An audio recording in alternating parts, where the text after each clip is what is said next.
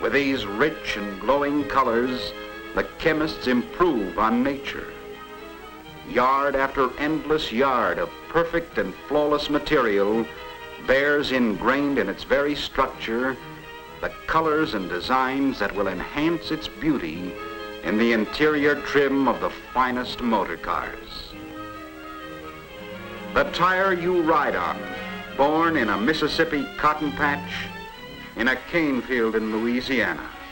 Maybe it started when some of its strange synthetic makings were pumped up from the ground in California or boiled up from the earth in Texas. And in the factories of Detroit and Akron and Dayton, men weave and fashion the basic materials, cotton and rayon, sulfur and carbon, rubber from trees and rubber from oil wells.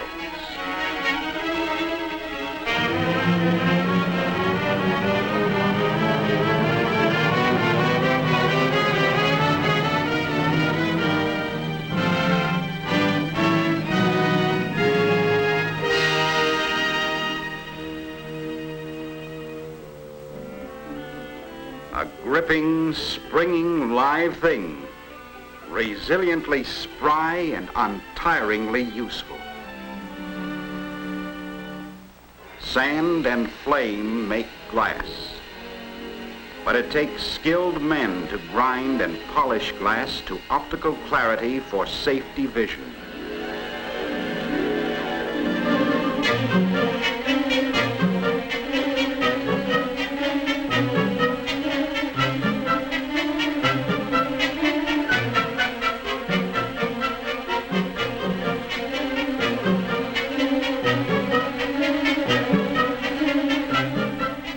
Seeing to all of it, then again seeing that the finished product is perfect for seeing, means yet another long chain of interdependent jobs from sandpit through factory. The processing of fine ores into finer steels for the finest of product brings into play a great range of facilities.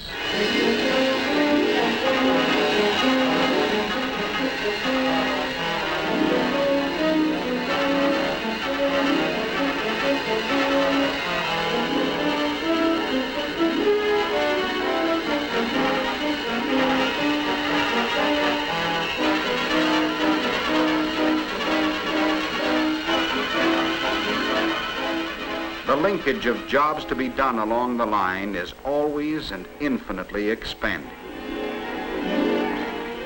From flat stock and sheet metal, bar and rod and ingot, come the basic forms to be forged and pressed, to be cut, to be ground, and then polished into many thousands of interrelated but separate and individual parts in factories located along all the railways and highways of America. For the bumpers of your family car, steel from Pittsburgh, Pennsylvania, and steel from Pittsburgh, California, join with the copper from Utah and chromium from Texas for beauty combined with massive protection. The handiwork of men in the mill and men in the smelter makes work for the hands of men in the casting and forging plants. Melted and cast into the cylinder block of the valve and head engine are the gray iron pigs. Here in gray iron are the tough settings for the bone structure of the finest transportation for all of us on all our roads and boulevards. What we harvest, what we dig, and what we produce roll into the work days and paydays and play days of all of us.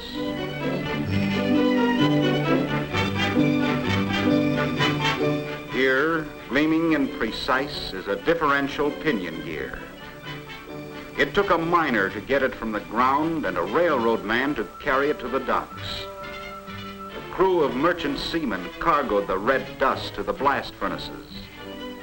It took the chemist and the metallurgist to alloy and temper it before it could be shaped. Engineers designed it, using pencils made in Pennsylvania and slide rules from New York. To design and build the phenomenal machine tools to make the machines, it took men in other plants.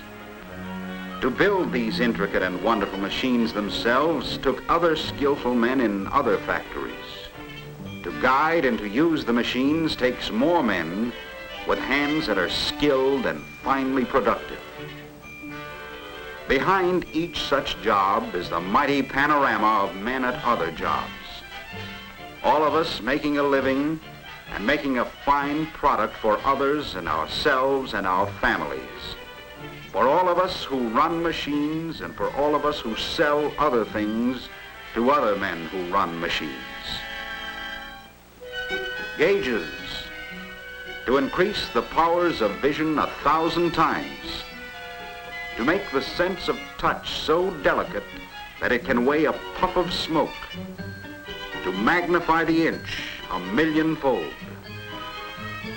Gauges that are marvels of precision extend the senses of men in the countless comparisons, inspections, and tests that finalize the perfection of each working part.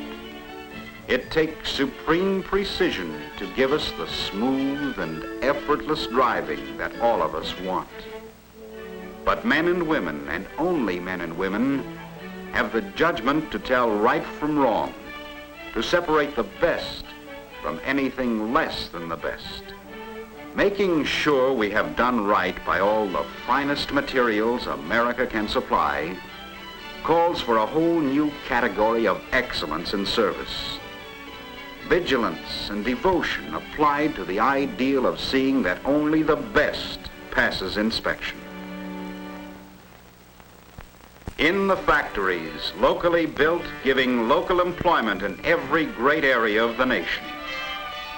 Each factory with its system of communications and intercommunications is in itself a part and portion of other factories, which begin where it ends or end where it starts, to fabricate or fashion or finish the fine products of the thousands of suppliers and the thousands of suppliers who supply those suppliers with all the parts of all the components that help to make up the complete automobile.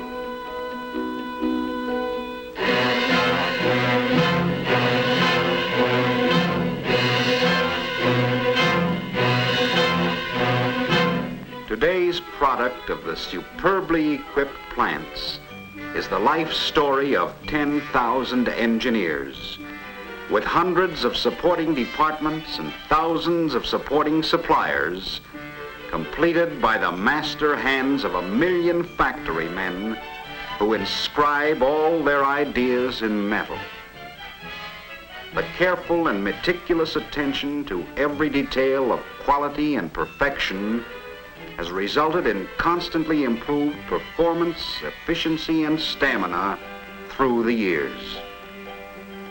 That is the story told in the rhythm of the wondrously precise machines as they dance to the mastery of the worker's hands.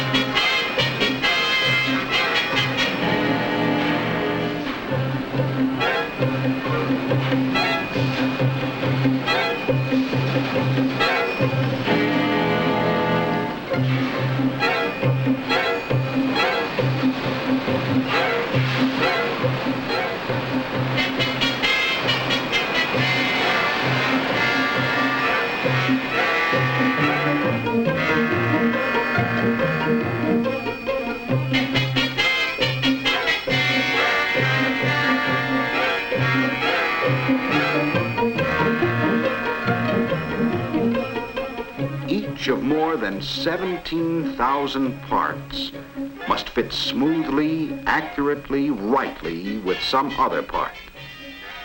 And the men on the assembly lines know that each part will be there when it is needed, because someone plans it that way and manages it that way.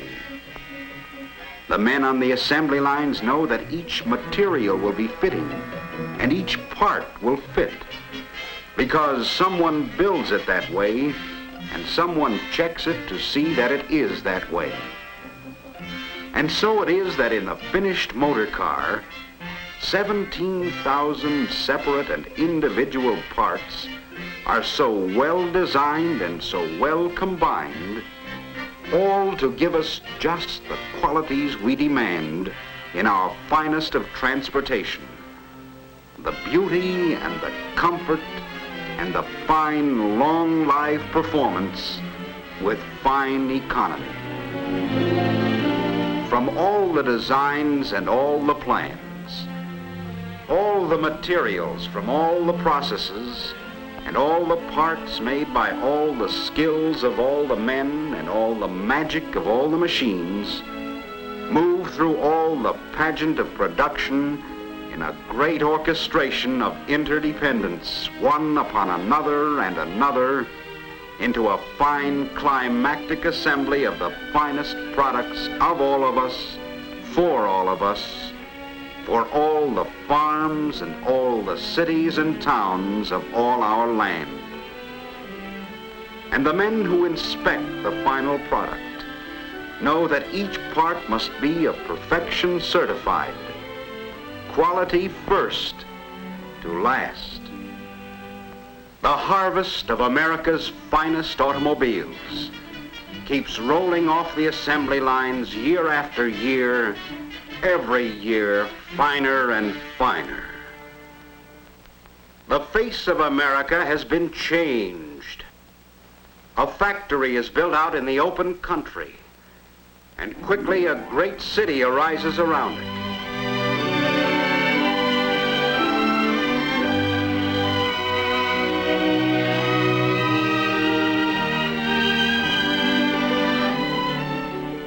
Over broad highways made by and made for the automobile, what Americans have produced comes back to serve Americans.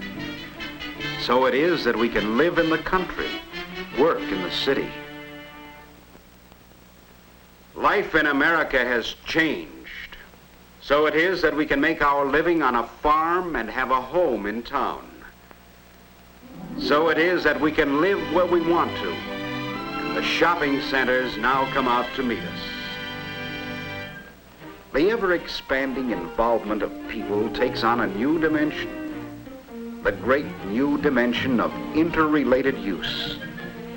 The new individual transportation means new freedom of movement to all of us, the dispelling of distance, and for country dwellers as for city dwellers, a new and far and wide range of life. New businesses, large and small, have developed from putting America on wheels. It has created more jobs for more people, all interdependent on each other. And all continue to profit from it in ever new ways in each new generation of youth. Putting America's children on wheels has changed our schools.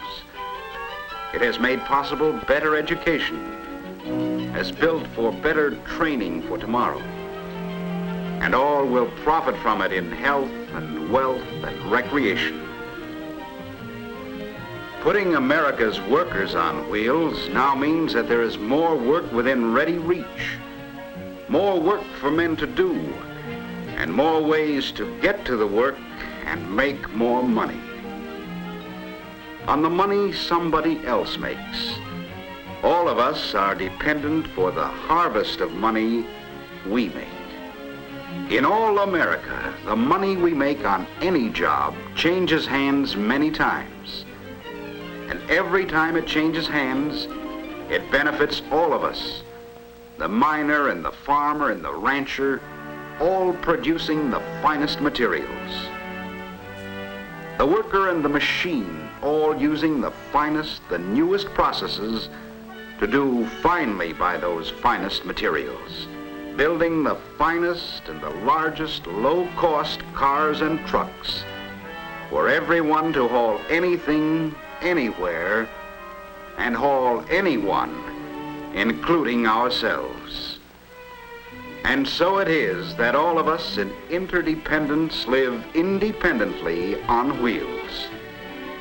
And all this far-reaching interdependence is the great secret of why it is possible to put America's automobile within the reach of so many people. And all America, all its rock-bound beauty, all its pleasant vistas, all its historic shrines, and all its ways of living, all its sports and recreations, all its scenic grandeur along all its far-flung highways within the reach of all.